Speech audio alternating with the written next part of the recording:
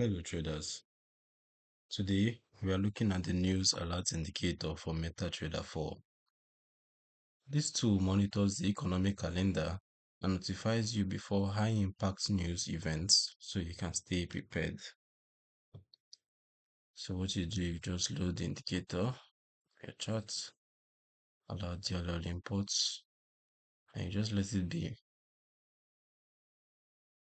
In some cases, the indicator may display vertical lines or markers at the times of upcoming news events. In other cases, it can also show a panel listing the next scheduled events along with their expected impact level.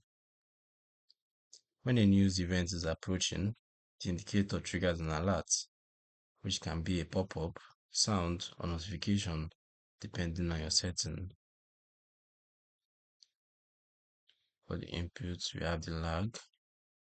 You can also choose the colors, your preferred colors for the alerts, and you can adjust the width as well, as you can see. Alright, so who's this indicator for? This indicator is suited for any trader who wants to stay informed about upcoming economic events. It is a utility and notification tool only and does not predict how the market will react to news. News events can cause sudden and unpredictable price movements.